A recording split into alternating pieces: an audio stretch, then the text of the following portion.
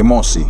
Emosi dapat terjadi saat kamu berhubungan dengan orang lain atau saat kamu menangani suatu masalah. Perasaan tersebut muncul karena adanya sebab. Penyebab emosi terjadi karena sebuah keputusan yang tidak sesuai dengan keinginan, sehingga menimbulkan pertentangan di dalam hati dan pikiran. Emosi sendiri terbagi menjadi dua, yaitu emosi positif dan emosi negatif. Emosi positif adalah emosi yang mencakup keceriaan, kebahagiaan, semangat, dan kesenangan.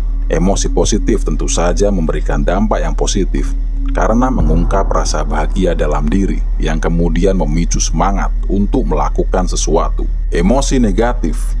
Emosi negatif biasanya keluar dalam bentuk kemarahan yang muncul tanpa melihat tempat atau situasi.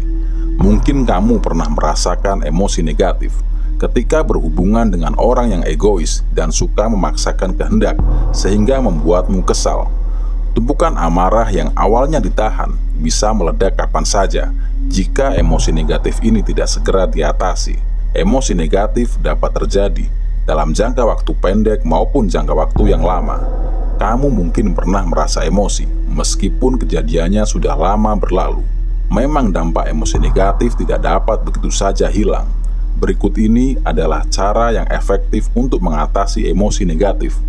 Yang pertama, bercerita kepada orang lain.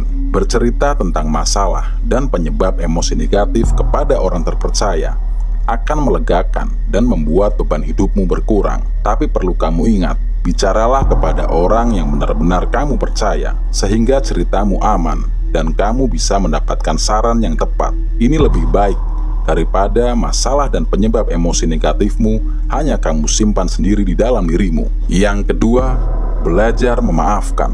Namanya juga manusia.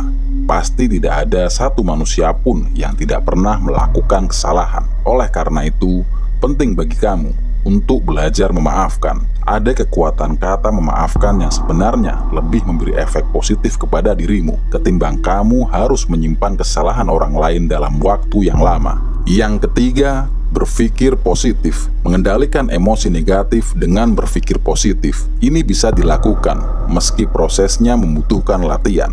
Tujuan dari upaya mengatasi emosi yang berlebihan adalah untuk perkembangan dirimu sendiri, baik secara fisik maupun secara mental. Pola pikir positif dan proaktif akan membantumu melihat sisi positif dari situasi yang sedang kamu hadapi. Yang keempat, tuliskan.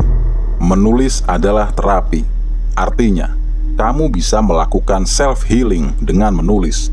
Maka tulislah dan ungkapkan kegalauan, emosi negatif, dan permasalahan yang kamu hadapi di buku harian atau jurnal. Dampak emosi yang negatif yang kemudian kamu tuliskan bisa memberi kelegaan dalam hati dan akhirnya bisa membuat pikiranmu menjadi jernih. Yang kelima, renungkan. Merenungkan kejadian yang membuat timbulnya emosi sesaat. Apakah semua ini karena cemburu, marah, atau ada hal lain yang membuat perasaanmu tidak tenang? Hal ini bisa membantu pikiranmu untuk melakukan evaluasi sekali lagi. Ada baiknya, ketika kamu merasa emosi, cobalah untuk berusaha menenangkan diri terlebih dahulu dengan cara melakukan terapi olah nafas. Kemudian renungkan semuanya dengan baik dan cobalah lihat permasalahan ini dari berbagai sudut pandang. Dengan cara ini, kamu bisa berpikir lebih logis dan mampu menemukan hal-hal yang sebelumnya terlewat dari pikiranmu. Mungkin sampai di sini saja pembahasan kita kali ini. Semoga apa yang saya sampaikan ini bermanfaat buat kalian semua. Wassalamualaikum warahmatullahi wabarakatuh.